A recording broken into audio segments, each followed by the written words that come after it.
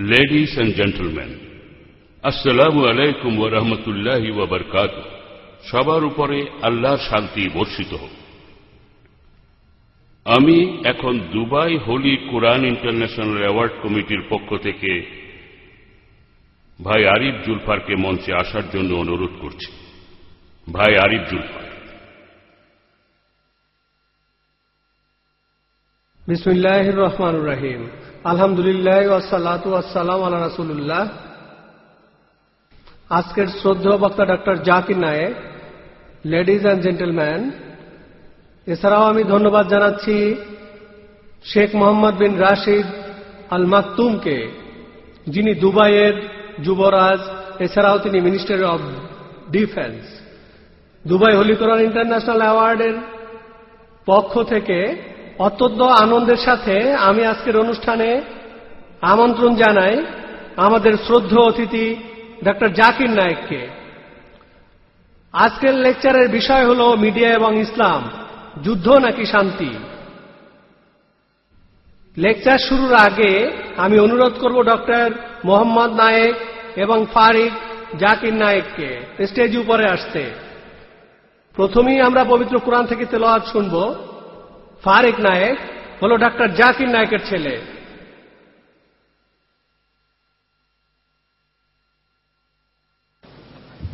أعوذ بالله من الشيطان الرجيم. بسم الله الرحمن الرحيم.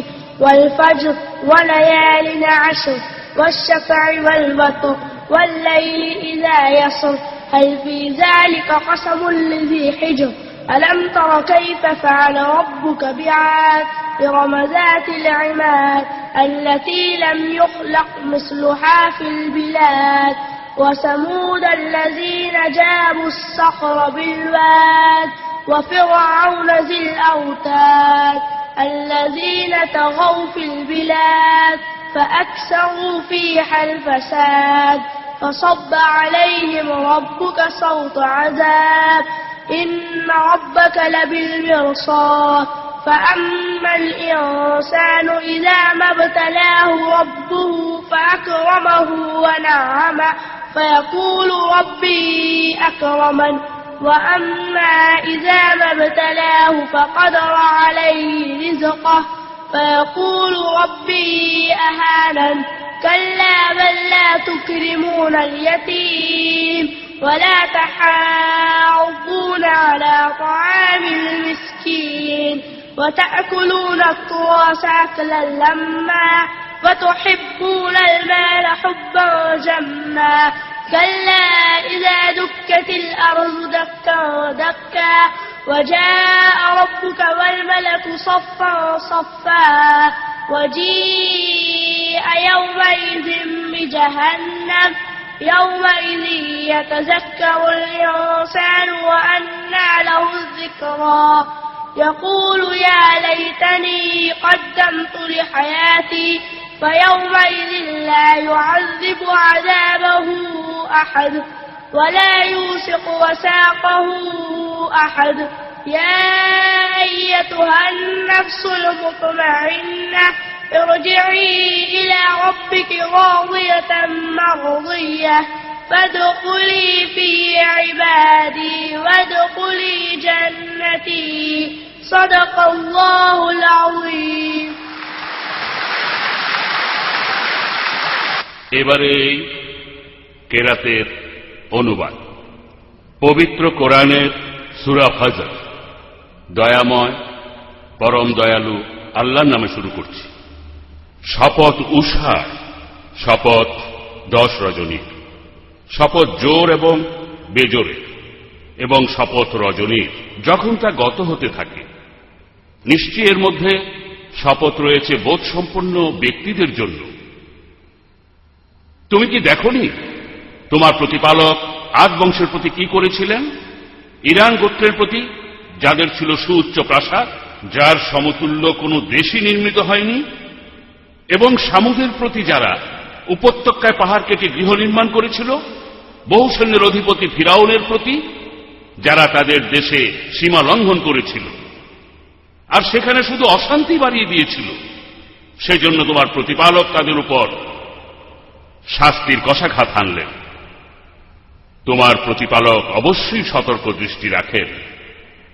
মানুষ তো এরকমই, প্রতিপালক যখন তাকে পরীক্ষা করেন, সম্মান আর অনুগ্রহ দান করেন, তখন সে বলে আমার প্রতিপালক আমাকে সম্মানিত করেছেন। আর যখন তাকে পরীক্ষা করেন তার রিজিক সংকুচিত করে মানুষ, তখন সে বলতে থাকে প্রতিপালক আমাকে অপমানিত করেছেন। না, কখনো না, বরং তোমরা এতিমকে সম্মান করো না, অভাবগ্রস্তদের খাদ্যদানে একে অন্যকে উৎসাহিত করো না, আর তোমরা উত্তরাধিকারের প্রাপ্য সম্পদ পুরোপুরি ভক্ষণ করো, আর তোমরা ধন সম্পদ খুব বেশি ভালোবাসো। না, পৃথিবীকে যখন চূর্ণ বিচূর্ণ করা হবে এবং তোমার প্রতিপালক উপস্থিত হবেন এবং সারিবদ্ধভাবে ফেরেশতাগণ, আর সেই দিন জাহান্নামকে খুব কাছে আনা হবে এবং সেই দিন মানুষ উপলব্ধি করবে, তখন সেই উপলব্ধি কি কাজে আসবে? সে তখন বলবে, হায়, আমার এই জীবনের জন্য আমি যদি কিছু অগ্রিম পাঠিয়ে দিতাম। সেই দিন তোমার প্রতিপালকের শাস্তির মতো শাস্তি আর কেউ দিতে পারবে না, আর তার বন্ধনের মতো বন্ধনও কেউ করতে পারবে না।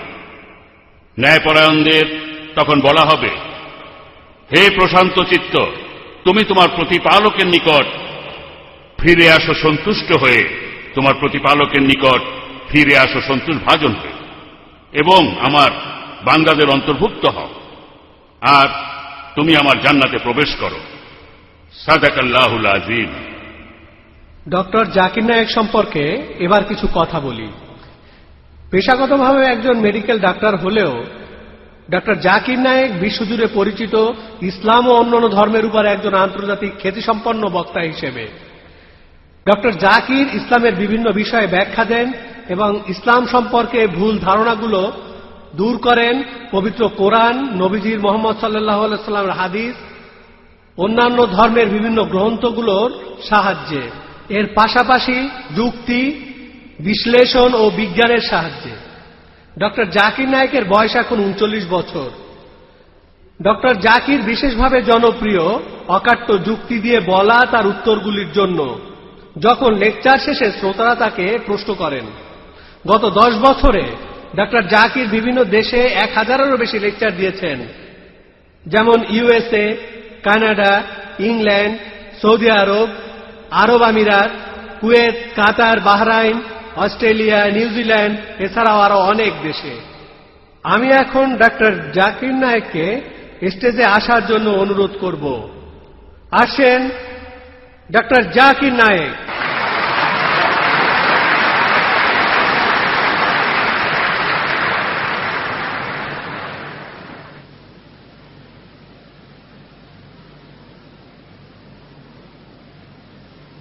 अल्हम्दुलिल्लाह वस्सलातु वस्सलाम अला रसूलिल्लाह व आला आलि व सहाबी अजमईन, अम्मा बाद। अऊज़ु बिल्लाहि मिनश शैतानिर रजीम, बिस्मिल्लाहिर रहमानिर रहीम। वकुल जाल हक़ व ज़ाक़िल बातिल, इन्नल बातिल कान ज़हूका। रब्बि इश्रह ली सदरी व यस्सिर ली अमरी वहलुल उक़दतम मिन लिसानी यफ़क़हू क़ौली। শ্রদ্ধেয় মিস্টার আরিফ জুলফার, শ্রদ্ধেয় গুরুজনেরা এবং প্রিয় ভাই বোনেরা, সবাইকে স্বাগত জানাই ইসলামিক সম্ভাষণে। আসসালামু আলাইকুম ওয়া রাহমাতুল্লাহি ওয়া বারাকাতুহু। আল্লাহ সুবহানাহু ওয়া তাআলার দয়া, শান্তি এবং রহমত সবার উপর বর্ষিত হোক। এটা আমার জন্য খুবই আনন্দ আর সম্মানের ব্যাপার যে দুবাই হোলি কোরআন অ্যাওয়ার্ডের পক্ষ থেকে শেখ মোহাম্মদ বিন রশিদ আল মাকতুম এই রমজান মাসে এখানে লেকচার দিতে আমাকে আমন্ত্রণ জানিয়েছেন। আজকের এই অনুষ্ঠানের বিষয় হল মিডিয়া এবং ইসলাম, যুদ্ধ নাকি শান্তি। মিডিয়া এর সংজ্ঞা হল যে উপায়ে জনগণের সাথে যোগাযোগ করা হয়। মিডিয়া হল জনসাধারণের কাছে প্রচারের মাধ্যম। আর ইসলাম এসেছে আরবি শব্দ সালাম থেকে, যার অর্থ শান্তি। এটা এসেছে আরবি শব্দ সিলম থেকে, যার অর্থ নিজের ইচ্ছাকে আল্লাহ সুবহানাহু ওয়া তাআলার কাছে সমর্পণ করা। তাহলে এক কথায় ইসলাম অর্থ আল্লাহর কাছে নিজের ইচ্ছাকে সমর্পণের মাধ্যমে শান্তি অর্জন করা। তাহলে আজকের লেকচারের এই বিষয়টা হল জনগণের কাছে প্রচারের মাধ্যম এবং আল্লাহর কাছে নিজের ইচ্ছাকে সমর্পণের মাধ্যমে শান্তি অর্জন করা। যুদ্ধ নাকি শান্তি? আজকে আমাদের মানতে হবে যে মিডিয়া এখনকার দিনে খুবই গুরুত্বপূর্ণ মাধ্যম, অথবা এভাবে বলতে পারেন মিডিয়া এখনকার দিনের একটা গুরুত্বপূর্ণ অস্ত্র। এই মিডিয়া কালো জিনিসকে সাদা করে ফেলতে পারে, এই মিডিয়া দিনকে রাত বানাতে পারে, এই মিডিয়া হিরোকে ভিলেন বানাতে পারে আর ভিলেনকে হিরো। এই মিডিয়া জনগণের কাছে প্রচারের মাধ্যম, অনেক কিছু করতে পারে। আমাদের বিজ্ঞান প্রযুক্তি যত উন্নত হচ্ছে, মিডিয়াও সেই সাথে ততই উন্নত হচ্ছে। বর্তমানে জনগণের কাছে প্রচারের মাধ্যম অর্থাৎ মিডিয়া, এটাকে মোটামুটিভাবে 4 ভাগে ভাগ করা যায়। প্রথমটা হল প্রিন্ট মিডিয়া, এটাকেও 2 ভাগে ভাগ করা যায়, নন পিরিয়ডিক্যাল আর পিরিয়ডিক্যাল প্রিন্ট মিডিয়া। নন পিরিয়ডিক্যাল প্রিন্ট মিডিয়ার মধ্যে আছে লিটারেচার, যেমন প্রবন্ধ, বুকলেট, বই ইত্যাদি। পিরিয়ডিক্যাল প্রিন্ট মিডিয়ার মধ্যে আছে news letter, news paper, magazine, যেগুলো ছাপানো হয় প্রতিদিন, প্রতি সপ্তাহে, প্রতি পক্ষে বা প্রতি মাসে, 3 মাসে, প্রতি বছরে ইত্যাদি। এটা হলো মিডিয়ার প্রথম টাইপটা, প্রিন্ট মিডিয়া। দ্বিতীয় টাইপের মিডিয়া হলো অডিও মিডিয়া। এই অডিও মিডিয়া আমরা বিভিন্নভাবে পেয়ে থাকি, যেমন অডিও টেপ, যেটা এখনকার দিনে সেকেলে। এছাড়াও আছে অডিও সিডি, কম্প্যাক্ট ডিস্ক। এছাড়াও বাজারে পাওয়া যায় ড্যাট, ডিজিটাল অডিও টেপ। এই অডিও মিডিয়ার শ্রোতা হতে পারে শুধু একজন মানুষ, তার নিজের বাড়িতে, নিজের অফিসে অথবা গাড়িতে চড়ার সময়েও শুনতে পারে একটা অডিও প্লেয়ার। হাঁটতে হাঁটতেও এটা শোনা যায় ওয়াকম্যান দিয়ে। অডিও মিডিয়া শ্রোতা হতে পারে বেশ কয়েকজন মানুষ, ফাংশনে, পার্টিতে, বিয়েতে, এ ধরনের বিভিন্ন অনুষ্ঠানে। অথবা শ্রোতা হতে পারে অনেক বেশি মানুষ রেডিও স্টেশনের মাধ্যমে। তৃতীয় টাইপের মিডিয়াটা হল ভিডিও মিডিয়া। এটাও বিভিন্নভাবে পাওয়া যায়, যেমন VHS, video home system cassette. এটাও এখন সেকেলে হয়ে গেছে, এই প্রযুক্তিটা এখন সেকেলে। এছাড়াও আপনারা পাবেন VCD, ভিডিও সিডি, এটাও সেকেলে হয়ে যাচ্ছে। বর্তমানে আপনারা ভিডিও মিডিয়া পাবেন ডিভিডিতে, ডিজিটাল ভিডিও ডিস্ক। আর এরপরে এসেছে যে নতুন প্রযুক্তিটা, সেটা HD DVD, high definition digital video disc. এছাড়াও নতুন আরেকটা প্রযুক্তি হলো ব্লু-রে। এই হলো ভিডিও মিডিয়ার বিভিন্ন টাইপ। এখানেও দর্শক হতে পারে একজন, বাসায়, অফিসে বা গাড়িতে। দর্শক হতে পারে কয়েকজন, অথবা এখানে দর্শক হতে পারে অনেক বেশি মানুষ, যেমন বিভিন্ন TV station, satellite channel, cable TV. মিডিয়ার সর্বশেষ টাইপটা computer media, IT, information technology. এখানেও ইউজার হতে পারে একজন, কয়েকজন অথবা অনেক বেশি মানুষ। অনেক বেশি মানুষ ব্যবহার করতে পারে, যেমন ইন্টারনেট। এগুলো বিভিন্নভাবে পাওয়া যায়, যেমন ডিস্কেট, সিডি, হার্ড ডিস্ক, আরো অনেক। এক কথায় মিডিয়ার টাইপ হলো প্রধানত চারটা: print media, audio media, video media আর কম্পিউটার মিডিয়া। প্রত্যেক মিডিয়াতেই কিছু বিশেষ জ্ঞানের প্রয়োজন হয়। প্রত্যেক মিডিয়ার কিছু সুবিধা আছে, অসুবিধাও আছে। যেমন ধরুন, প্রিন্ট মিডিয়ার কাজগুলো তুলনামূলকভাবে সহজে করা যায়। অডিও বা ভিডিও মিডিয়ায় কাজগুলো আরো বেশি, তবে প্রযুক্তির উন্নতি হওয়ার সাথে সাথে কাজগুলো সহজ হয়ে যাচ্ছে। বর্তমানে সায়েন্টিফিক রিসার্চ আমাদের বলে যে বিভিন্ন মিডিয়ায় মানুষের মনে রাখার ক্ষমতা বিভিন্ন রকম। যখন সাধারণ একজন মানুষ প্রিন্ট মিডিয়ার কোনো কিছু পড়ে, সে যা পড়েছে তার আনুমানিক 10% মনে রাখতে পারে গড়পড়তায়। যখন একজন অডিও মিডিয়া শুনছে, একজন সাধারণ মানুষ যা শুনেছে সেটার আনুমানিক 20% মনে রাখতে পারে। যখন একজন লোক নিজের চোখে কিছু দেখেছে, কোনো ছবি বা অন্য কিছু, একজন সাধারণ মানুষ সে যা দেখেছে আনুমানিকভাবে তার 30% মনে রাখতে পারে। তবে যখন একজন মানুষ একই সাথে দেখে আর শোনে, অর্থাৎ ভিডিও দেখে, একই সাথে অডিও আর ভিডিও একসাথে, একজন সাধারণ মানুষ সে যা দেখেছে আর শুনেছে তার আনুমানিক 50% মনে রাখতে পারে। তাহলে মনে রাখার দিক থেকে সবচেয়ে ভালো হলো ভিডিও মিডিয়া।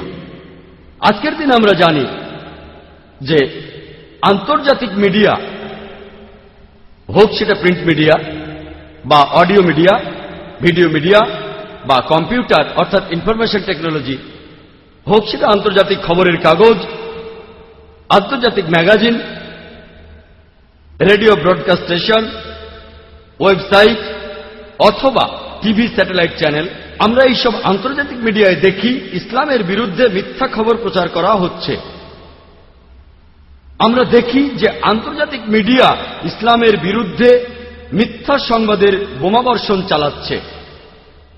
এছাড়াও দেখি যে ইসলাম সম্পর্কে আন্তর্জাতিক মিডিয়া অনেক ভুল ধারণা পোষণ করে। আমরা দেখি যে আন্তর্জাতিক নিউজ চ্যানেল তারা এমনটা বলছে যুদ্ধ সন্ত্রাসের বিরুদ্ধে, অথবা কিছু আন্তর্জাতিক নিউজ চ্যানেল আছে যারা বলছে শান্তির জন্য যুদ্ধ। তারা এখানে যেটা করছে সেটা শান্তির জন্য যুদ্ধ নয়, শান্তির সাথে যুদ্ধ। অন্য কথায় শান্তির ধর্মের সাথে যুদ্ধ, অর্থাৎ ইসলামের সাথে। বর্তমানে আন্তর্জাতিক মিডিয়া সামগ্রিকভাবে আমরা দেখি যে তারা ইসলামকে এমনভাবে তুলে ধরেছে যেন এটা একটা সন্ত্রাসের ধর্ম।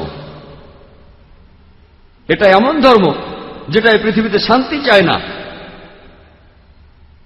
দুর্ভাগ্যজনকভাবে মুসলিমরা, দুর্ভাগ্যজনকভাবে আমরা কেউ তাদের মিথ্যা প্রচারের প্রতিবাদ করছি না। এই আন্তর্জাতিক মিডিয়া ইসলামকে বিভিন্ন রকম কলাকৌশলের মাধ্যমে সম্পূর্ণ ভুলভাবে তুলে ধরছে। প্রথম কৌশলটা হল, মিডিয়া যেভাবে ইসলামকে অপবাদ দেয়, প্রায় দেখা যায় তারা যেটা করে মুসলিমদের মধ্যে কিছু কুলাঙ্গারকে তুলে ধরে আর প্রচার করে যে এরাই হলো মুসলিমদের দৃষ্টান্ত। এভাবে বলতে চায় ইসলাম এমন একটা ধর্ম যেটা এই অন্যায় কাজকে উৎসাহ দেয়। আমরাও মানি যে আমাদের মাঝেও কুলাঙ্গার আছে, কিছু মুসলিম আছে যারা অন্যায় কাজ করে। মিডিয়া এই সব মুসলিমদের তুলে ধরে আর প্রচার করে যে এরাই হলো মুসলিমদের দৃষ্টান্ত, প্রচার করে যে ইসলাম এমন একটা ধর্ম যেটা এইসব অন্যায় কাজ করাকে উৎসাহ দেয়, আর এই কাজগুলো মানবতার বিরুদ্ধে।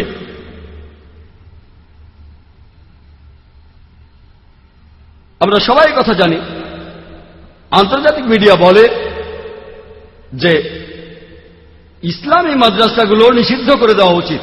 কেন? কারণ তারা মানুষকে বদলে ফেলে একজন সন্ত্রাসীতে। এরা এই পৃথিবীর শান্তিকে নষ্ট করে দেয়। আলহামদুলিল্লাহ, আমি এমন হাজারো লোককে চিনি যে লোকগুলো পাশ করেছে ইসলামিক মাদ্রাসা থেকে, এমন একজনকেও আমি দেখিনি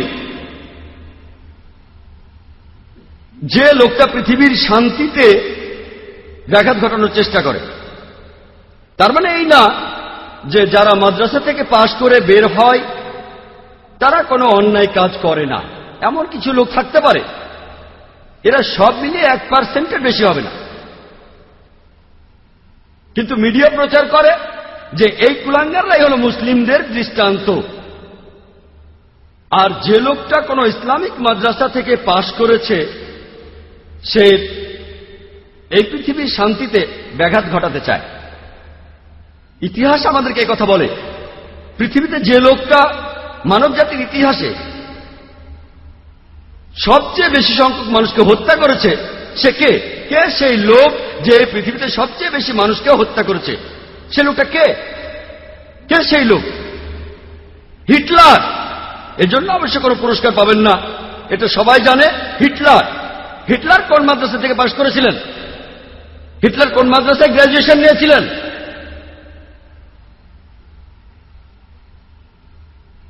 এরপর আরো ইতিহাস ঘাটেন, মুসলিনীকে দেখেন, সেও হাজার হাজার মানুষ হত্যা করেছে। মুসলিনী কোন মাদ্রাসায় পড়েছে? আমরা একথাও জানি যে মাফিয়া, কুখ্যাত ড্রাগস স্মাগলার, তারা কোন মাদ্রাসার গ্র্যাজুয়েট? একটা লিস্ট করেন, পৃথিবীর সবচেয়ে বড় অপরাধীদের লিস্ট। মিডিয়া যেভাবে বলে তেমন না, সত্যি সত্যি যদি প্রমাণ থাকে যে সে লোক অপরাধী, মিডিয়া কাকে টেররিস্ট নাম্বার 1 বলে সেটা নিয়ে কথা বলছি না কোনো প্রমাণ ছাড়া। যে লোকগুলো আসলেই অপরাধী, যেখানে অপরাধের প্রমাণ আছে যে তারা পৃথিবীর শান্তি নষ্ট করেছে, তাদের পরিচয় জানার চেষ্টা করেন। তাদের মধ্যে 1% লোকও পাবেন না, 0.1% লোকও পাবেন না মাদ্রাসায় পড়েছে। তারা পড়েছে বিভিন্ন ইউনিভার্সিটিতে। আমিও সেখান থেকে পাশ করেছি, হোক সৌভাগ্য বা দুর্ভাগ্য, আমি পাশ করেছি তেমনই একটা ইউনিভার্সিটি থেকেই, বোম্বে থেকে পাশ করেছি। স্কুল পাশ করার পরে মেডিকেল কলেজে পড়েছি, যেভাবে একজন ডাক্তার পাশ করে। এভাবে মিডিয়া মুসলিমদের ভেতর কিছু কুলাঙ্গার তুলে ধরে আর বলে যে এরাই মুসলিমদের দৃষ্টান্ত। যদি কেউ ইসলাম ধর্মকে বিচার করতে চায় তাহলে মুসলিমরা বা মুসলিম সমাজ কি করে সেটা দিয়ে বিচার করলে হবে না। আপনারা যদি ইসলাম ধর্মকে ঠিকভাবে বিচার করতে চান, আপনাকে বিচার করতে হবে মূল ধর্মগ্রন্থগুলো দিয়ে। ইসলাম ধর্মের মূল ধর্মগ্রন্থগুলো হল পবিত্র কোরআন এবং শেষ নবী মুহাম্মদ সাল্লাল্লাহু আলাইহি সাল্লামের সহিহ হাদিস। আমি চ্যালেঞ্জ করছি, মানুষের মধ্যে থেকে যে কোনো লোক মাত্র একটা নীতি খুঁজে বের করেন পবিত্র কোরআন থেকে অথবা সহিহ হাদিস থেকে যেটা সামগ্রিকভাবে মানবতার বিরুদ্ধে। মনে করেন আপনি পরীক্ষা করে দেখবেন একটা গাড়ি কতখানি ভালো, আর মার্কেটের লেটেস্ট গাড়িটা মার্সিডিজ 600 ACL মার্কেটে নতুন এসেছে। একজন লোক যে গাড়ি চালাতে জানে না, সে স্টিয়ারিং হুইলের পেছনে বসলো, তারপর গাড়ি নিয়ে অ্যাক্সিডেন্ট করলো। আপনারা কাকে দোষ দেবেন? গাড়িকে না ড্রাইভারকে? কাকে দোষ দেবেন? গাড়িকে না ড্রাইভারকে? আপনারা ড্রাইভারকে দোষ দেবেন। যদি কেউ গাড়ি চালাতে না জানে আর সেটা নিয়ে অ্যাক্সিডেন্ট করে, আপনারা গাড়িকে দোষ দেবেন না। যদি পরীক্ষা করতে চান গাড়িটা কতখানি ভালো, তখন গাড়িটার বৈশিষ্ট্যগুলো দেখতে হবে। এর পিকআপ কত, নিরাপত্তা ব্যবস্থাগুলো কেমন, গাড়িটার স্পিড কত, গিয়ারের অবস্থা কি, তারপরে বলতে পারবেন গাড়িটা কতখানি ভালো। আর যদি গাড়িটা পরীক্ষা করে নিতে চান ভালো করে, তাহলে স্টিয়ারিং হুইলের পেছনে বসান একজন এক্সপার্ট ড্রাইভারকে। একইভাবে কোন মুসলিমকে দিয়ে যদি দৃষ্টান্ত দিতে চান যে ইসলাম ধর্ম কতটা ভালো, এ ব্যাপারে সবচেয়ে সেরা দৃষ্টান্ত নবীজি মুহাম্মদ সাল্লাল্লাহু আলাইহি সাল্লাম। আমার দিকে তাকিয়ে আপনারা ইসলাম ধর্মকে বিচার করবেন না, অন্য কোন মুসলিম অথবা মুসলিম সমাজের কাজগুলোকে দেখবেন না। এখানে দেখবেন এক্সপার্ট কোন ড্রাইভারকে বা মানুষকে, যিনি ইসলাম ধর্মের নিয়মগুলো জানেন পুরোপুরি। তিনি হলেন সর্বশেষ চূড়ান্ত নবী মুহাম্মদ সাল্লাল্লাহু আলাইহি সাল্লাম। ইসলামের অপবাদ দিতে মিডিয়া আরো যে কৌশলগুলো অবলম্বন করে সেটা হল তারা প্রসঙ্গ ছাড়াই পবিত্র কোরআনের বিভিন্ন উদ্ধৃতি দেয়। আর পবিত্র কোরআনের একটি আয়াত যেটা সমালোচকদের খুব পছন্দ, সেটা পবিত্র কোরআনের সূরা তাওবার 5 নম্বর আয়াত। বলা হয়েছে, যখনই তোমরা কোনো কাফিরকে দেখবে তাকে মেরে ফেলবে। আর যদি কোরআন খোলেন এই আয়াতটা দেখবেন, অনুবাদটাও দেখতে পাবেন, যখনই তোমরা কোনো কাফিরকে দেখবে তাকে মেরে ফেলবে। তবে এটা প্রসঙ্গ ছাড়া উদ্ধৃতি। তারা কোরআনের আয়াতের উদ্ধৃতি দেয় কোনো প্রসঙ্গ ছাড়া, হাদিসের উদ্ধৃতিও দেয় প্রসঙ্গ ছাড়া। এই প্রসঙ্গটা এর প্রথম দিকের আয়াতে আছে। বলা হয়েছে যে একটা শান্তি চুক্তি হয়েছিল সেখানকার মুসলিম আর মক্কার মুশরিকদের ভেতর, আর মক্কার মুশরিকরাই পরে এই শান্তি চুক্তির শর্তগুলো ভেঙেছিল। আর তখন আল্লাহ সুবহানাহু ওয়া তাআলা পবিত্র কোরআনের সূরা তাওবার 5 নম্বর আয়াত নাজিল করলেন। তিনি এখানে মক্কার মুশরিকদের উদ্দেশ্যে চূড়ান্ত প্রস্তাবটা দিয়েছেন, তোমরা আগামী 4 মাসের মধ্যে সব ভুল শুধরে ফেলো, তা না হলে তোমাদের যুদ্ধ করতে হবে। আর সেই যুদ্ধক্ষেত্রে আল্লাহ বলেছেন মুসলিমদের উদ্দেশ্যে, তোমরা ভয় পেও না, যুদ্ধ করো, যেখানে তোমাদের শত্রুদের দেখবে মেরে ফেলো। যে কোনো আর্মি জেনারেল সৈন্যদের মনোবল বাড়ানোর জন্য স্বাভাবিকভাবে এই কথা বলবেন, যেখানে শত্রুদের দেখো মেরে ফেলো। এই কথা বলবেন না যেখানে শত্রুদের দেখো সেখানে তোমরা মরে যাও। তাই এখানে যুদ্ধক্ষেত্রের কথা বলা হচ্ছে। আল্লাহ সুবহানাহু ওয়া তাআলা বলেছেন যে যখনই যুদ্ধক্ষেত্রে শত্রুরা তোমাকে আক্রমণ করতে আসবে তোমরা ভয় পেও না, যুদ্ধ করো, আর তাদের দেখলেই মেরে ফেলো। চিন্তা করেন, এখনো যদি আমেরিকা আর ভিয়েতনামের যুদ্ধটা চলতে থাকতো আর আমেরিকার প্রেসিডেন্ট বলতেন তোমরা যুদ্ধক্ষেত্রে উৎসাহিত করার জন্য সৈন্যদের বলবেন, বা কোন আর্মি জেনারেল বলতেন যেখানে তোমরা দেখবে কোনো ভিয়েতনামিকে তাকে মেরে ফেলো, এটাই প্রসঙ্গ। কিন্তু যদি প্রসঙ্গ ছাড়া বলি যে আজকে আমেরিকার প্রেসিডেন্ট বলছে যেখানেই তোমরা ভিয়েতনামিকে দেখবে তাকে মেরে ফেলো, আমেরিকার প্রেসিডেন্ট একটা কসাই, এটা প্রসঙ্গ ছাড়া উদ্ধৃতি। আর সব সমালোচককেই দেখেছি হয় এখানেই শেষ করে, নয়তো একটা আয়াত বাদ দিয়ে যায়। আর অরুণ সুরি ইসলামের একজন বিখ্যাত সমালোচক, ইন্ডিয়ায় অর্থাৎ আমার দেশে, তিনি তার বইতে লিখেছেন দ্য ওয়ার্ল্ড অফ ফতোয়াত। তিনি সূরা তাওবার 5 নম্বর আয়াতটা বলার পর লাভ দিয়ে গেছেন 7 নম্বর আয়াতে। কারণটা জানেন? কারণ 6 নম্বর আয়াতেই তার এই অভিযোগের উত্তর আছে। সূরা তাওবার 6 নম্বর আয়াতে বলছে কাফিরদের কেউ, শত্রুদের কেউ আশ্রয় প্রার্থনা করলে শুধু সাহায্য করলে হবে না, বলা হয়েছে তাকে নিরাপদ কোন স্থানে পৌঁছে দেবে যাতে সে আল্লাহর বাণী শুনতে পায়। একজন সবচেয়ে দয়াবান আর্মি জেনারেল হয়তো এমনটা বলবেন, শত্রু যদি চলে যেতে চায় তাকে চলে যেতে দাও। কোরআন এমনটা বলছে না। কোরআন বলছে যদি শত্রুরা শান্তি চায় তাহলে তোমরা তাদের নিরাপদ স্থানে পৌঁছে দাও।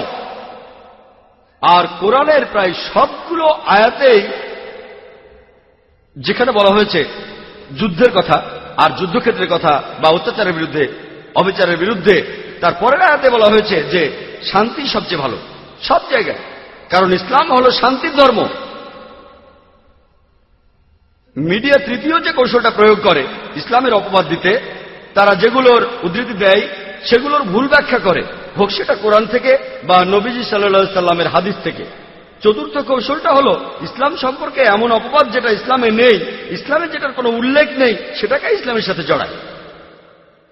মিডিয়ার পঞ্চম কৌশলটা হচ্ছে তারা ইসলামের আলোকে ঠিক ব্যাখ্যাটাই দেয়, তবে সেটাকে আলাদা দৃষ্টিকোণ থেকে দেখে। তারা বলে যে মানুষ জাতির জন্য এটা একটা সমস্যা। তারা বলতে চায় যে ইসলাম মানুষ জাতির জন্য একটা সমস্যা। ইসলাম আসলে কোনো সমস্যা নয়, ইসলাম ধর্ম মানুষ জাতির সমস্যাগুলোর সমাধান। ইসলাম ধর্ম আসলে মানুষ জাতির জন্য কোনো সমস্যা নয়। হাতে সময় কম, তাই এ ব্যাপারে বিস্তারিত কিছু বলছি না। তবে এভাবেই মিডিয়া বিভিন্ন কৌশল অবলম্বন করে ইসলামের নিন্দা করে। আর এখন আন্তর্জাতিক মিডিয়ায় দেখি যে তারা মুসলিমদের বলছে মৌলবাদী, চরমপন্থী আর সন্ত্রাসী। আর বেশিরভাগ মুসলিম অপরাধবোধে ভোগে যে না, হ্যাঁ আমি কিন্তু মৌলবাদী নই।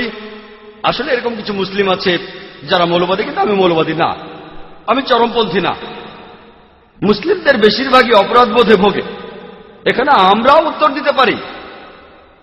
মুসলিমরা তারা হবে দায়ী।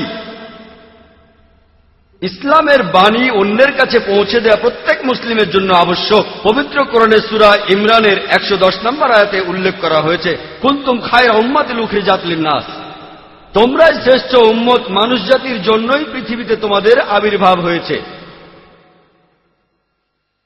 কুনতুম খায়রা উম্মাতিন উখরিজাত লিন-নাস তা'মুরুনা বিল মা'রুফ ওয়া তানহাউনা আনিল মুনকার ওয়া তু'মিনুনা বিল্লাহ। কারণ তোমরা সৎ কাজের নির্দেশ দাও, অসৎ কাজের নিষেধ করো এবং আল্লাহকে বিশ্বাস করো। আমাদের বলা হয়েছে খায়রা উম্মাহ, মানে শ্রেষ্ঠ উম্মত, কারণ আমরা সৎ কাজের নির্দেশ দেই, অসৎ কাজে নিষেধ করি আর আল্লাহকে বিশ্বাস করি। আমরা যদি সৎ কাজের নির্দেশ না দেই, যদি অসৎ কাজে নিষেধ না করি, তাহলে আমাদের মুসলিম বলা যাবে না, তখন আমাদের বলা যাবে না খায়রা উম্মাহ। মুসলিম হিসেবে আমাদের গর্ববোধ করা উচিত। এখন আমাদের টেবিলটা উল্টে দিতে হবে। আমার মনে আছে যখন মার্শাল আর্ট শিখতাম আমার তরুণ বয়সে, এখনো তরুণী আছি মাশাআল্লাহ, তখন আমি স্কুলে পড়তাম।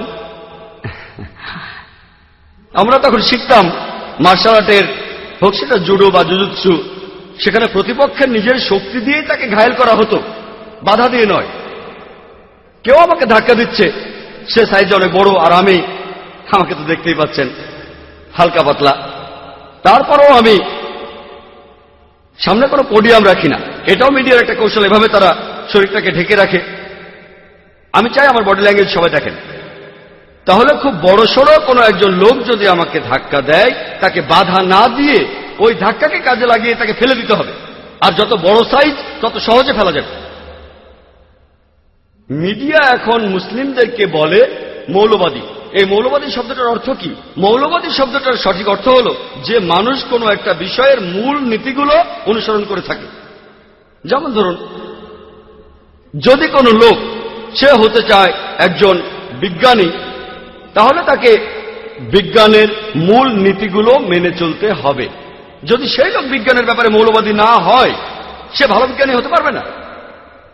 যদি একজন লোক ভালো গণিতজ্ঞ হতে চান, তাহলে তাকে গণিতের মূলনীতিগুলো অনুসরণ করতে হবে। যদি সেই লোক গণিতের ব্যাপারে মৌলবাদী না হয়, সে ভালো গণিতজ্ঞ হতে পারবে না। আপনারা সব মৌলবাদীদের এক মাপকাঠি দিয়ে মাপতে পারবেন না যে তারা সবাই ভালো বা সবাই খারাপ। মৌলবাদীরা যে যে ক্ষেত্রে মৌলবাদী সেটা দেখেই আপনাদের তাদের বিচার করতে হবে। যেমন ধরুন, একজন লোক মৌলবাদী ডাকাত, তার কাজ ডাকাতি করা, সে সমাজের জন্য ক্ষতিকর। আর অন্যদিকে একজন লোক মৌলবাদী ডাক্তার, যে লোক হাজারো মানুষের জীবন বাঁচায়, সে সমাজের জন্য উপকারী। সব মৌলবাদীকেই এক মাপকাঠিতে মাপতে পারবেন না। আপনাকে এখানে দেখতে হবে যে সে কোন ক্ষেত্রে মৌলবাদী, তারপরে বলবেন সে ভালো না খারাপ। আমি আমার নিজের কথা বলতে পারি, আমি একজন মৌলবাদী মুসলিম, আর আমি মৌলবাদী হিসেবে নিজে গর্বিত। কারণ আমি ইসলামের মূল নীতিগুলো সব সময় অনুসরণ করার চেষ্টা করি। আর আমি জানি ইসলাম ধর্মে এমন একটা মূলনীতিও নেই যেটা সামগ্রিকভাবে মানবতার বিরুদ্ধে যায়। ইসলাম ধর্মের কিছু মূলনীতি আছে যেগুলোকে অমুসলিমরা মনে করে সেগুলো মানবতার বিরুদ্ধে, কিন্তু আপনি যদি সেই নীতিগুলো ব্যাখ্যা করে বুঝিয়ে বলেন আর বিভিন্ন পরিসংখ্যান বলেন, এমন একজন নিরপেক্ষ লোকও পাবেন না যে লোক ইসলাম ধর্মের মাত্র একটা মূলনীতি খুঁজে বের করবে যেটা সামগ্রিকভাবে মানবতার বিরুদ্ধে যায়। সেজন্য আমি একজন মৌলবাদী মুসলিম হিসেবে গর্বিত। ওয়েবস্টার ডিকশনারি পড়লে সেখানে দেখতে পাবেন যে এই মৌলবাদী শব্দটা প্রথম ব্যবহার করা হয়েছিল একদল প্রোটেস্ট্যান্ট খ্রিস্টানদের বোঝাতে আমেরিকাতে, যেটা ছিল বিংশ শতাব্দীর প্রথম দিকে। এর আগে খ্রিস্টান চার্চ বিশ্বাস করত শুধুমাত্র বাইবেলের আদেশগুলো ঈশ্বর প্রদত্ত। এই প্রোটেস্ট্যান্ট খ্রিস্টানরা আমেরিকাতে বিংশ শতাব্দীর প্রথম দিকে প্রতিবাদ করেছিল যে এই বাইবেলের আদেশগুলোই শুধু নয়, বাইবেলের প্রত্যেকটা শব্দ, প্রত্যেকটা অক্ষরই এসেছে ঈশ্বরের কাছ থেকে। যদি কেউ প্রমাণ করতে পারে যে বাইবেলের কথাগুলো ঈশ্বর প্রদত্ত, এই আন্দোলনটা ভালো আন্দোলন। আর অন্যদিকে যদি কেউ প্রমাণ করতে পারে বাইবেলের কথাগুলো ঈশ্বর প্রদত্ত না, এই আন্দোলনটা ভালো আন্দোলন নয়। অক্সফোর্ড ডিকশনারি দেখেন, তাহলে দেখবেন যে অক্সফোর্ড ডিকশনারি অনুযায়ী সেখানে মৌলবাদী শব্দটার একটা সংজ্ঞা দেয়া আছে। বলা হয়েছে মৌলবাদী একজন ব্যক্তি যে কোনো ধর্মের প্রাচীন নিয়মগুলো কঠোরভাবে অনুসরণ করে। তবে আপনারা যদি অক্সফোর্ড ডিকশনারির নতুন সংস্করণটা দেখেন, সামান্য চেঞ্জ হয়েছে। বলা হয়েছে যে মৌলবাদী হলো একজন ব্যক্তি যে কোনো ধর্মের প্রাচীন নিয়মগুলো কঠোরভাবে অনুসরণ করে, বিশেষ করে ইসলাম। এই বিশেষ করে ইসলাম কথাটা এখন জুড়ে দেওয়া হয়েছে। যখনই আপনি মৌলবাদী শব্দটা শুনবেন, আপনি কোনো মুসলিমের কথা ভাববেন, সে চরমপন্থী, সে সন্ত্রাসী। মিডিয়া বলে যে মুসলিমরা চরমপন্থী, আমি বলবো হ্যাঁ আমি চরমপন্থী, আমি চরমভাবে দয়ালু, চরমভাবে ক্ষমাশীল, আমি চরমভাবে সৎ, চরমভাবে ন্যায়বান। এতে অসুবিধা কি যদি আমি হই চরম দয়ালু, চরম ক্ষমাশীল, চরম ন্যায়বান, চরম সৎ? সমস্যাটা কোথায়? এমনটা কি কেউ আমাকে বলতে পারবেন যে চরমভাবে সৎ হওয়াটা খারাপ? এমনটা কি কেউ আমাকে বলতে পারবেন যে চরমভাবে ন্যায়বান হওয়াটা খারাপ? কোরআন বলছে তোমরা চরম ন্যায়বান হও। আমরা তো আংশিকভাবে সৎ হব না যে এই লোক আমার বন্ধু এখানে সৎ থাকবো, ও আমার শত্রু ওখানে সৎ থাকবো না। পবিত্র কোরআনে সূরা বাকারা 208 নম্বর আয়াতে উল্লেখ করা হয়েছে, উদখুলু ফিস-সিলমি কাফা, ইসলামে প্রবেশ করো সর্বাত্মকভাবে। তাহলে চরমপন্থী হলে সমস্যা কোথায়? তবে আমাদের চরমপন্থী হতে হবে সঠিক পথে। আমরা অন্যায় বা ভুল পথে চরমপন্থী হব না, আমরা দয়া মায়াহীন হব না, আমরা নিষ্ঠুর হব না, তবে আমরা চরমপন্থী হব সঠিক পথে। পবিত্র কোরআন সে কথাই বলছে। দুর্ভাগ্যজনকভাবে আমরা এখানে বলি না আমি চরমপন্থী নই, আমি মৌলবাদী নই।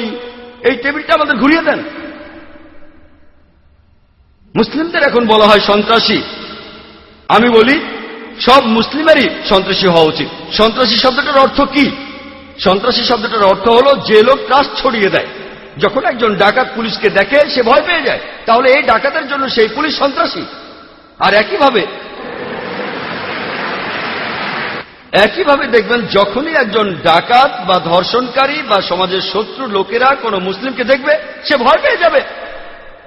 আমরা সমাজের শত্রুদের সন্ত্রস্ত করে রাখবো। আর পবিত্র কোরআনে বলা আছে, সূরা আনফালের 60 নম্বর আয়াতে উল্লেখ করা হয়েছে, যারা সমাজের শত্রু তাদের মনে ভীতি সঞ্চার করো। আমি জানি এখনকার দিনে সন্ত্রাস শব্দটা দিয়ে বোঝানো হয় এমন কাজ যেটা সাধারণ মানুষকে সন্ত্রস্ত করে। এই দৃষ্টিকোণ থেকে কোনো মুসলিমও কখনোই কোনো নিরীহ মানুষের উপরে কোনো সন্ত্রাস চালাবে না। একজন মুসলিম এখানে বেছে বেছে সমাজের শত্রুদের সাথে এটা করতে পারেন। এখানে বেছে বেছে চোর, ডাকাত, ধর্ষক, যখনই সমাজবিরোধী লোকেরা কোনো মুসলিমকে দেখে তখনই তারা ভয় পাবে, আর তখনই এই পৃথিবীতে আমরা শান্তি পাব। প্রায় দেখা যায় একটা মানুষের একটা কাজকে দুটো আলাদা আলাদা লেভেল দেয়া হয়। 60-70 বছর আগে, ইন্ডিয়া স্বাধীনতা পাওয়ার আগে, আমার দেশ ইন্ডিয়া, ব্রিটিশরা তখন শাসন করত। অনেক ইন্ডিয়ানই ছিল তখন, তারা ইন্ডিয়ার স্বাধীনতার জন্য যুদ্ধ করত। এই লোকগুলোকে ব্রিটিশ সরকার তখন বলতো সন্ত্রাসী। কিন্তু সাধারণ ইন্ডিয়ানরা, আমরা তাদের বলি ফ্রিডম ফাইটার, দেশপ্রেমিক। একই লোক, একই কাজ, কিন্তু আলাদা দুটো লেভেল। আপনারা যদি ব্রিটিশ সরকারের সাথে একমত হন যে ইন্ডিয়াকে শাসন করার অধিকার তাদের আছে, তাহলে আপনি ওই লোকগুলোকে বলবেন সন্ত্রাসী।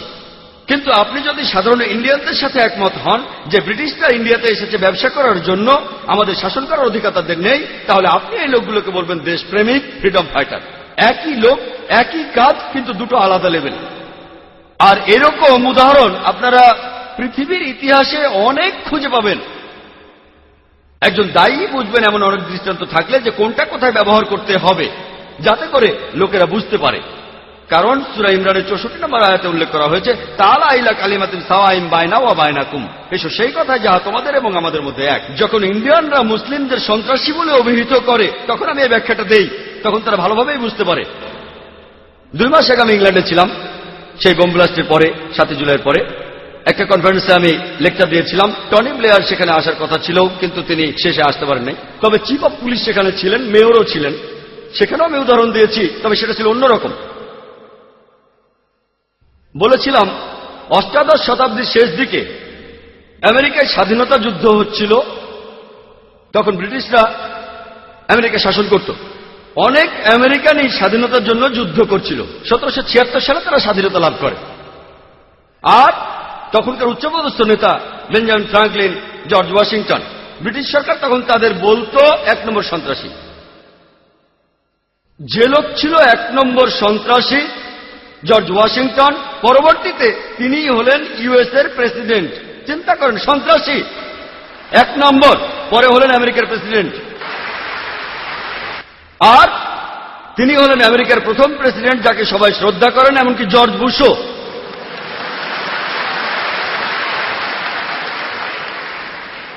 এই হচ্ছে মিডিয়া 1 নম্বর সন্ত্রাসী, পরে হলো একটা দেশের প্রেসিডেন্ট যে দেশ খুবই উন্নত, ইউএসএ হচ্ছে পৃথিবীর সবচেয়ে উন্নত একটা দেশ, আর সে দেশের প্রথম প্রেসিডেন্ট কে ছিলেন? একজন সন্ত্রাসী। এছাড়া বলতে পারি নেলসন ম্যান্ডেলার কথা। বর্তমান দক্ষিণ আফ্রিকার আগে দক্ষিণ আফ্রিকার ক্ষমতায় ছিল শ্বেতাঙ্গ বর্ণবাদী সরকার। নেলসন ম্যান্ডেলাকে এই শ্বেতাঙ্গ বর্ণবাদী সরকার আটকে রেখেছিল 25 বছর রোবেন আইল্যান্ডে, আর তাকে বলা হতো 1 নম্বর সন্ত্রাসী। পরবর্তীতে যখন দক্ষিণ আফ্রিকা বর্ণবাদী সরকারের হাত থেকে মুক্ত হল, তখন দক্ষিণ আফ্রিকার প্রেসিডেন্ট হলেন ম্যান্ডেলা। এরপরে নেলসন ম্যান্ডেলা শান্তিতে নোবেল পুরস্কার পেলেন। আর তিনি নতুন কোনো কাজের জন্য এই শান্তি পুরস্কারটা পাননি। এমন না যে আগে তিনি সন্ত্রাসী ছিলেন তারপর ভালো হয়ে গেছেন, একটা খারাপ লোক ভালো হয়ে গেল, এরকম না। সেই একই কাজ যেটার জন্য তাকে সন্ত্রাসী বলা হয়েছে, কয়েক বছর পরে সেটার জন্য তিনি শান্তিতে নোবেল পেলেন। এটা খুবই অদ্ভুত। একই কাজ যে কারণে তিনি 25 বছর জেলখানায় ছিলেন, তাকে সন্ত্রাসী বলা হতো, সেই কাজের জন্যই তিনি শান্তিতে নোবেল পুরস্কার পেয়েছেন। আর ঠিক এইভাবেই মিডিয়া বদলে দেয়, দিনকে রাত বানায়, কালোকে সাদা বানায়, হিরোকে ভিলেন বানায়, আর ভিলেনকে বানায় হিরো। এক কথায় যার হাতে ক্ষমতা থাকে সে তখন যা বলে সেই কথাটাই সত্যি হয়ে যায়। আমরা জানি যে হিটলার যখন ইউরোপে আক্রমণ করেছিল অনেক দেশ বাধা দিয়েছে, এমনকি ফ্রান্সও বাধা দিয়েছিল। সেই ফরাসি লোকদের তখন জার্মান সৈন্যরা বলতো সন্ত্রাসী। আর এইভাবেই মিডিয়া খবর তুলে ধরে। দুর্ভাগ্যজনকভাবে মুসলিমরা, দুর্ভাগ্যজনকভাবে আমরা অনেক পেছনে পড়ে আছি। আমাদের জানতে হবে কিভাবে টেবিলটা উল্টে দেয়া যায়।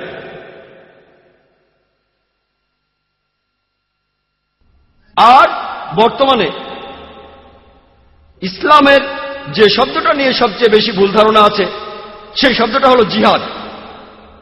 এ ব্যাপারে শুধু অমুসলিমদের ভুল ধারণা আছে তা নয়, এই জিহাদ শব্দটা নিয়ে এমনকি মুসলিমদের মধ্যেও অনেকে ভুল ধারণা পোষণ করে। অনেক লোকই ভাবে যে কোনো যুদ্ধ যদি মুসলিমরা করে থাকে, যে কোনো কারণে, হোক সেটা ক্ষমতার জন্য, হোক নিজস্ব লাভের জন্য, হোক সেটা টাকার জন্য, সেটাই হচ্ছে জিহাদ। মুসলিমরা যে যুদ্ধে অংশগ্রহণ করে, হোক সেটা ক্ষমতার জন্য, নিজস্ব লাভের জন্য বা টাকার জন্য, সেগুলো জিহাদ নয়। জিহাদ একটা আরবি শব্দ, শব্দটা এসেছে জাহাদা থেকে, যার অর্থ চেষ্টা করা, যার অর্থ সংগ্রাম করা। ইসলাম ধর্মের শব্দটার অর্থ নিজের বিভিন্ন অন্যায় আকাঙ্ক্ষার বিরুদ্ধে চেষ্টা আর সংগ্রাম করে যাওয়া। এর অর্থ সমাজের উন্নতির জন্য চেষ্টা আর সংগ্রাম করে যাওয়া। এর অর্থ যুদ্ধক্ষেত্রে আত্মরক্ষার জন্য চেষ্টা আর সংগ্রাম করে যাওয়া। আরেকটা অর্থ অন্যায় অত্যাচারের বিরুদ্ধে চেষ্টা আর সংগ্রাম করা। জিহাদ শব্দের অর্থ চেষ্টা আর সংগ্রাম করা। যদি কোনো ছাত্র পরীক্ষায় পাশ করার জন্য চেষ্টা আর সংগ্রাম করে যায়, তার অর্থ সে জিহাদ করছে। তাহলে জিহাদের অর্থ চেষ্টা আর সংগ্রাম করা।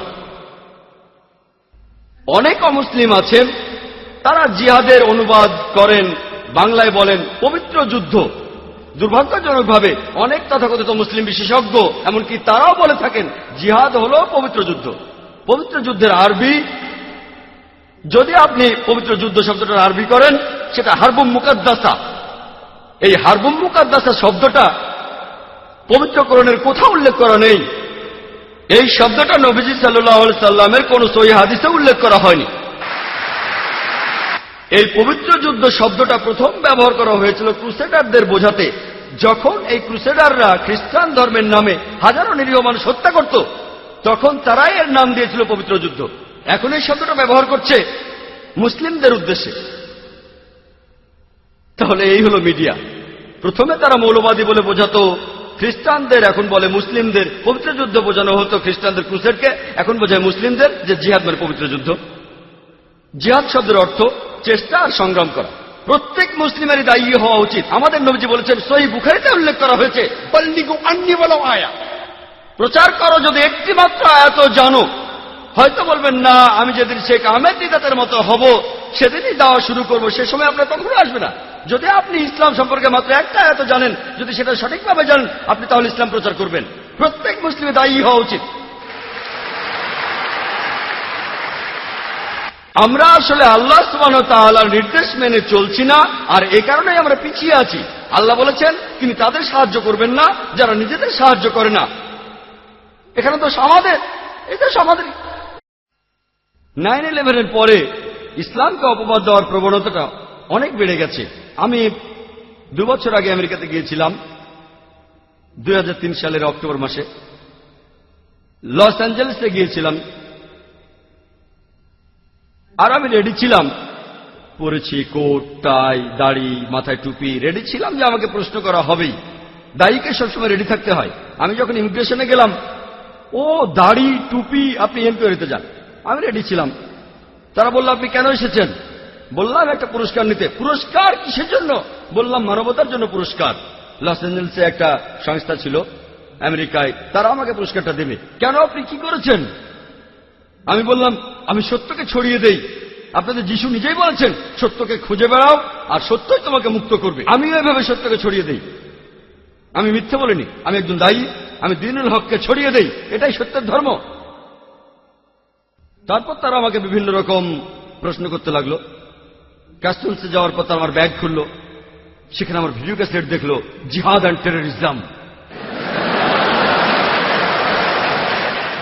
তারপর প্রশ্ন করলো, আপনি কি জিহাদে বিশ্বাস করেন? বললাম, হ্যাঁ। এমনকি যীশু খ্রিস্ট নিজেও জিহাদে বিশ্বাস করতেন, তিনিও চেষ্টার কথা বলেছেন, আমিও চেষ্টায় বিশ্বাস করি। যিশু যা বলেছেন আমি সেটা বিশ্বাস করি, সবাইকে চেষ্টা করতে হবে। না না, আপনি কি যুদ্ধ করায় বিশ্বাস করেন? বললাম, এই কথাটা বাইবেলে উল্লেখ আছে। বুক অব এক্সোডাসে 22 নম্বর অধ্যায়ে আপনাকে যুদ্ধ করতে হবে। বাইবেলে উল্লেখ করা আছে বুক অব এক্সোডাসের 32 নম্বর অধ্যায়ে যুদ্ধ করতে হবে। বুক অব নাম্বারসের 31 নম্বর অধ্যায়ে যুদ্ধ করো। যীশু খ্রিস্ট নিজের মুখে বলেছেন গসপেল অব লুকের 22 নম্বর অধ্যায়ে, তরবারি নিয়ে তোমরা যুদ্ধ করো। কিন্তু তখন সেখানকার খ্রিস্টান কাস্টমস অফিসার বলল, সেটা তো আত্মরক্ষার জন্য।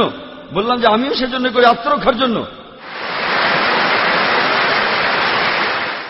তারা বলল, স্যার আপনাকে আরেকটা প্রশ্ন করতে পারি? বললাম, কোনো সমস্যা নেই। তখন আমার হোস্টকে বললাম, আমি ইমিগ্রেশনে দাওয়া দিচ্ছি, চিন্তা করবেন না। দায়ীর কথা বলি, একজন দায়ী কখনো সত্যকে ভয় পাবে না। আমি লেকচারের শুরুতে সূরা ইসরার একটি আয়াত বলেছিলাম। 81 নম্বর আয়াতে উল্লেখ করা হয়েছে, ওয়াকুল জাল হক ওয়া জাহাকাল বাতিল ইন্নাল বাতিলা কানা জাউকা। যখন সত্য এসে মিথ্যার সামনে দাঁড়ায়, মিথ্যা তখন বিলুপ্ত হয়, কারণ মিথ্যা তার প্রকৃতিগত কারণে বিলুপ্ত হবে। আর আলহামদুলিল্লাহ 9/11-এর পরে নিয়মের বেশ কড়াকড়ি হয়েছে, কাস্টমসে কড়াকড়ি হয়েছে। তবে আলহামদুলিল্লাহ 9/11-এর পরে আমি গিয়েছি আমেরিকায়, কানাডায়, ইংল্যান্ডে, অস্ট্রেলিয়ায়, মালয়েশিয়ায়, সিঙ্গাপুরে। আমার কাছে 10 বছরের আমেরিকান ভিসা আছে, ইংল্যান্ডের 5 বছর, কানাডার 2 বছরের ভিসা। আলহামদুলিল্লাহ সুম্মা আলহামদুলিল্লাহ। তারপরেও আমি আমার কথাগুলো স্পষ্টভাবেই বলি। যখন লেকচার দিতে যাই বলি লেকচার দিতে এসেছি, যখন সত্য প্রচার করতে যাই বলি সত্য প্রচার করতে এসেছি। পরিস্থিতির উপর ভিত্তি করেই উত্তরটা দেই। পবিত্র কোরআনে সূরা ইমরানের 64 নম্বর আয়াতে উল্লেখ করা হয়েছে, তাআলা ইলা কালিমাতিন সাওয়াইন বাইনানা ওয়া বাইনাকুম। এসো সেই কথা যাহা আমাদের এবং তোমাদের মধ্যে এক। অনেকেই হয়তো ইন্ডিয়ার বর্তমান পরিস্থিতি জানেন। সেখানে দাওয়ার কাজটা খুব সহজ নয়, বিশেষ করে আমি যেখানে থাকি বোম্বে শহরে। যেসব জায়গায় দাওয়ার কাজ সবচেয়ে কঠিন আমার মতে তার একটা হলো বোম্বে। তবে রাখে আল্লাহ আমাকে, বোম্বেতেও আমি লেকচার দিয়েছি, বেদের উপরে দিয়েছি, ভগবদ গীতার উদ্ধৃতি দিয়েছি, উপনিষদের উদ্ধৃতি দিয়েছি। তবে সেখানে বলার ধরনটা অন্যরকম। এমন অনেক ইন্ডিয়ান আছেন যারা বলে যে মুসলিমরা তারা সন্ত্রাসী। এই কোরআন আপনাদের বলে যে যুদ্ধ করো, এটা তাহলে কোন ধরনের ধর্মগ্রন্থ? আমি বললাম, আপনারা কি মহাভারত পড়েছেন? মহাভারত হিন্দুদের পবিত্র ধর্মগ্রন্থগুলোর মধ্যে একটা। যদি বলেন যুদ্ধের কথা বলাটা খুবই খারাপ কাজ, আপনাদের মহাভারতে পবিত্র কোরআনের চাইতে অনেক বেশি যুদ্ধের কথা বলা হয়েছে। হিন্দুরা বলবে যে না না, এই যুদ্ধটা আসলে ছিল সত্যের সাথে মিথ্যের যুদ্ধ, হক আর বাতিল।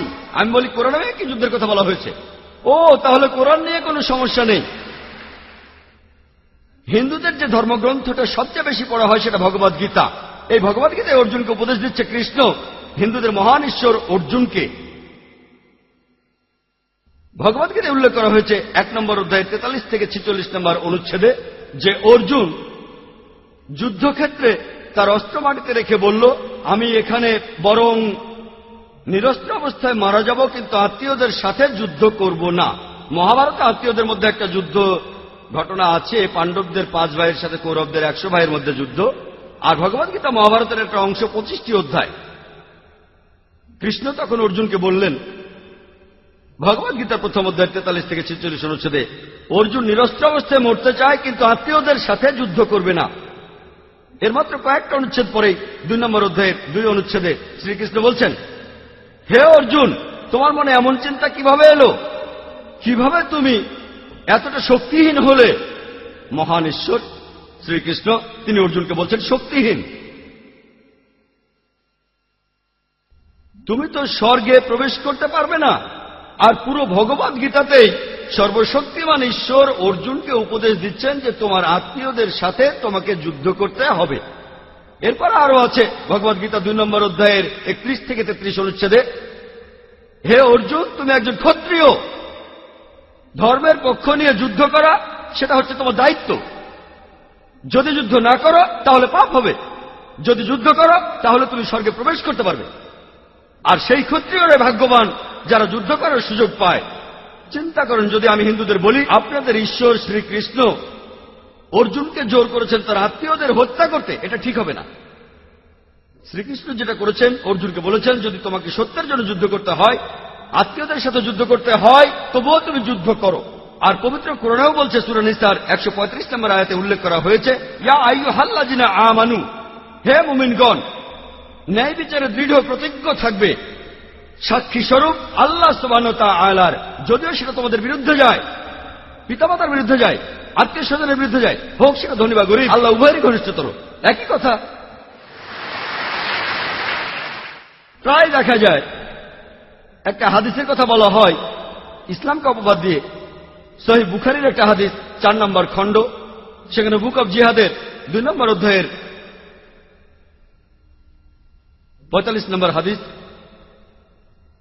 আর সমালোচকরা বলে, আপনাদের নবী মুহাম্মদ সাল্লাল্লাহু আলাইহি সাল্লাম বলেছেন, যদি কোনো মুজাহিদ যুদ্ধক্ষেত্রে মারা যায় সে তাহলে বেহেশতে যাবে, যদি বেঁচে ফিরে আসে তাহলে পৃথিবীর সম্পদ পাবে।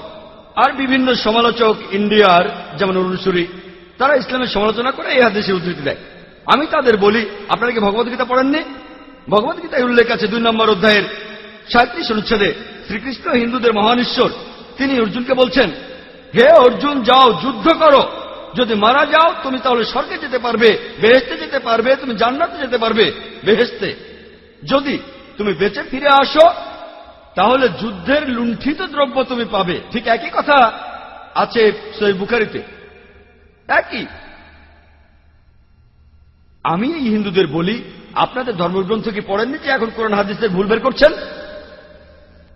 আমি আল্লাহ সুবহানাহু ওয়া তাআলার নির্দেশ মেনেই চলি, তাআলা ইলা কালিমাতিন সাওয়াইন বাইনানা ওয়া বাইনাকুম, এসো সেই কথা যাহা তোমাদের এবং আমাদের মধ্যে এক।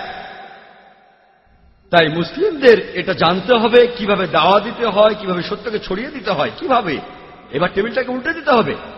আমি আগেও বলেছিলাম, তখন ইংল্যান্ডে ছিলাম, তারা মুসলিমদের নিয়ে অনেক কথা বলছিল, যেমন আত্মঘাতী বোমা, মুসলিমরা নিরীহ মানুষদের হত্যা করছে। একটা বই আছে, লিখেছেন একজন অ্যাসোসিয়েট প্রফেসর পলিটিক্যাল সায়েন্সের, শিকাগো ইউনিভার্সিটির প্রফেসর, নাম রবার্ট পেপ। তিনি একটা বই লিখেছেন যেটার নাম ডাইং টু উইন। তিনি একজন বিশেষজ্ঞ আত্মঘাতী বোমা হামলার উপরে, আত্মঘাতী সন্ত্রাস, আমেরিকাতে 1 নম্বর। রবার্ট পেপ, বইটার নাম ডাইং টু উইন। তিনি তার বইতে লিখেছেন, আত্মঘাতী বোমা হামলা এটা ইসলাম ধর্মে ছিল না। যদি আপনারা ইসলামের ইতিহাস পড়েন, কোরআন হাদিস পড়েন, সেখানে আত্মঘাতী বোমা হামলার কথা নাই। একেবারে প্রথমে যারা আত্মঘাতী বোমা হামলা করেছে তারা হলো তামিল টাইগার। পরবর্তীতে শুরু করলো মার্ক্সবাদী আর লেনিনবাদীরা। রবার্ট পেপ লিখেছেন যে ইরাকে আমেরিকানরা আসার আগে আত্মঘাতী বোমা হামলা ছিল না, আমেরিকানরা সেখানে আসলো আর আত্মঘাতী বোমা হামলা শুরু হয়ে গেল। কে বলেছেন? একজন অমুসলিম, একজন খ্রিস্টান আমেরিকান, যিনি আত্মঘাতী বোমা হামলার উপরে একজন বিশেষজ্ঞ রবার্ট পেপ। আর আমেরিকান অমুসলিমদের লেখা বই নিয়ে একটা লেকচার দেওয়া যেতে পারে। আমাদের জানতে হবে কিভাবে ধর্মকে প্রচার করতে হবে, এই সত্যের ধর্মকে। আপনারা জানেন যে ইংল্যান্ডে আয়ারের সমস্যা বেশ পুরনো না, এটাকে বলা যেতে পারে ক্যাথলিক টেররিজম, কিন্তু তারা এটাকে ক্যাথলিকদের সন্ত্রাস বলে না। কেন? কোন মুসলিম জড়িত থাকলে ইসলামিক টেররিজম, অমুসলিমের জড়িত থাকলে তারা এলাকার কথা বলে, ধর্মের কথা বলে না। কেন? আর ঠিক এইভাবেই মিডিয়া বিভিন্ন খবর তুলে ধরে আর সেটাকে ভুলভাবে প্রচার করে থাকে। এই মিডিয়া, যেমন ধরেন, যদি এটা ইন্ডিয়ার মিডিয়ায় আসে যে 50 বছরের এক আরব ইন্ডিয়ায় আসলো আর 16 বছরের একটি মেয়েকে বিয়ে করলো, হেডলাইন 50 বছরের মুসলিম আরব 16 বছরের মেয়েকে বিয়ে করেছে। কিন্তু যদি 50 বছরের কোন অমুসলিম 6 বছরের একটি মেয়েকে রেপ করে, এটা নিয়ে ছোট্ট খবর হয়।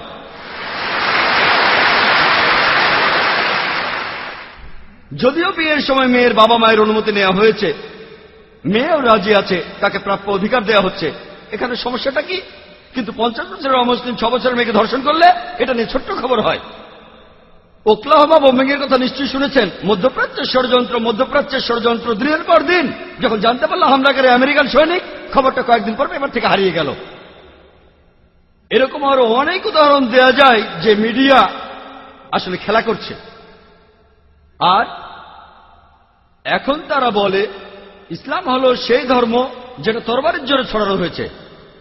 এ ব্যাপারে খুব সুন্দর বলেছেন ডি লেসলি ওলেরি তার বইতে ইসলাম অন দ্য ক্রস রোডের 8 নম্বর পৃষ্ঠায়। বলা হয়েছে, ইতিহাসে এটা পরিষ্কার যে তরবারি হাতে নিয়ে মুসলিমদের ইসলাম ধর্মকে ছড়ানো আর বিভিন্ন দেশ জয় করার আজগুবি গল্পটা একটা অসাধারণ মিথ্যে ছাড়া আর কিছুই নয়, যেটা বারবার করে বলা হয়ে থাকে। ডি লেসলি ওলেরি খুবই বিখ্যাত ঐতিহাসিক। তিনি বলেছেন, ইতিহাসে এটা পরিষ্কার যে চরমপন্থী মুসলিমদের তরবারি হাতে নিয়ে ইসলাম ছড়ানো আর বিভিন্ন দেশ জয় করার গল্প একটা অসাধারণ মিথ্যে, যেটা বারবার বলা হয়ে থাকে। ইতিহাস আমাদের বলে যে আমরা মুসলিমরা 800 বছর স্পেনে রাজত্ব করেছি। আমরা আমাদের কাজ করিনি, আমরা মানুষকে দাওয়া দেইনি। পরবর্তীতে ক্রুসেডাররা আসলো, স্পেন দখল করলো, তখন একজন মুসলিমও প্রকাশ্যে আযান দিতে পারত না। মুসলিমরা আমরা আরব দেশগুলো শাসন করেছি গত 1400 বছর ধরে। কিছুদিন ব্রিটিশরা করেছিল, কিছুদিন ফ্রেঞ্চরা শাসন করেছিল, তবে মুসলিমরা এই সময়টা বাদ দিয়ে আরব দেশগুলো শাসন করেছে গত 1400 বছর ধরে। তবু এখনো পরিসংখ্যান আমাদের বলে আরব দেশে প্রায় 1.5 কোটি মানুষ আছে যারা কপ্টিক খ্রিস্টান। কপ্টিক খ্রিস্টান মানে বংশ পরম্পরায় খ্রিস্টান। যদি আমরা চাইতাম তাহলে আরবদের সবাইকে ইসলাম গ্রহণে বাধ্য করতাম তরবারির জোরে। আমরা সেটা করিনি। এই 1.5 কোটি কপ্টিক খ্রিস্টান আরব দেশে তারাই সাক্ষ্য দিচ্ছে, তারাই শাহাদা দিচ্ছে যে ইসলাম তরবারির সাহায্যে ছড়ানো হয়নি। মুসলিমরা ইন্ডিয়া শাসন করেছে প্রায় 1000 বছর। বর্তমানে ইন্ডিয়ায় 80%-এরও বেশি মানুষ অমুসলিম। আমরা যদি চাইতাম তাহলে প্রত্যেক ইন্ডিয়ানকে তরবারি দিয়ে ইসলাম গ্রহণে বাধ্য করতাম। আমরা সেটা করিনি, ইসলাম সে অনুমতি দেয়নি। ইন্ডিয়ার এই 80% অমুসলিম সাক্ষ্য দিচ্ছে, শাহাদা দিচ্ছে যে ইসলাম তরবারির মাধ্যমে ছড়ানো হয়নি। কোন মুসলিম আর্মি আফ্রিকার পূর্ব উপকূলে গিয়েছিল? কোন মুসলিম আর্মি ইন্দোনেশিয়ায় গিয়েছিল, যে দেশে মুসলিমদের সংখ্যা সবচেয়ে বেশি? কোন মুসলিম আর্মি গিয়েছিল মালয়েশিয়ায়, যেখানে 50%-এর বেশি মুসলিম? কোন মুসলিম আর্মি? কোন তরবারি? এটা হলো বুদ্ধির তরবারি। পবিত্র কোরআনে আছে, সূরা নাহালের 125 নম্বর আয়াতে উল্লেখ করা হয়েছে, উদু ইলা সাবিলি রাব্বিকা বিল হিকমা ওয়াল মাউইজাতিল হাসানা ওয়া জাদিলহুম বিল্লাতি হাসান। প্রতিপালকের পথে মানুষকে আহ্বান করো হিকমত ও সদুপদেশ দ্বারা, এবং তাদের সাথে তর্ক করো আর তাদের যুক্তি দেখাও সবচেয়ে উত্তম ও গ্রহণযোগ্য পন্থায়। একবার একটা আর্টিকেল ছাপা হয়েছিল রিডার্স ডাইজেস্ট অ্যালবাইনা কেয়ার বুকে 1986 সালে। এটা পরে প্লেন ট্রুথ ম্যাগাজিনেও ছাপা হয়েছিল। একটা জরিপ চালানো হয়েছিল প্রধান ধর্মগুলোর অনুসারীদের নিয়ে। মোট 50 বছরের হিসাব সেখানে ছিল, 1934 সাল থেকে 1984 সাল পর্যন্ত। আর যে ধর্মের অনুসারীদের সঙ্গে সবচেয়ে বেশি হারে বেড়েছে সেটা হল ইসলাম, 235%। খ্রিস্টান ধর্ম মাত্র 47%। এবার আমি প্রশ্ন করি, এই 50 বছরের মধ্যে এমন কোন যুদ্ধ হয়েছিল 1934 সাল থেকে 1984 সালের মধ্যে, যে কারণে লক্ষ লক্ষ মানুষ ইসলাম গ্রহণ করছে? কোন যুদ্ধ? কোন যুদ্ধ? আজকে পৃথিবীতে ইসলামের প্রসার সবচেয়ে বেশি হারে বাড়ছে। আমেরিকায় যে ধর্মের প্রসার সবচেয়ে বেশি সেটা ইসলাম, ইউরোপে যে ধর্মের প্রসার সবচেয়ে বেশি সেটা ইসলাম। আমার প্রশ্ন, কে এই আমেরিকানদের, কে ইউরোপিয়ানদের তরবারির মুখে ইসলাম গ্রহণ করতে বাধ্য করছে? 9/11-এর আগে ইসলামের নামে মিডিয়া যে অপবাদ দিত সেটা হলো ইসলাম ধর্ম নারীদের কোনো অধিকার দেয় না।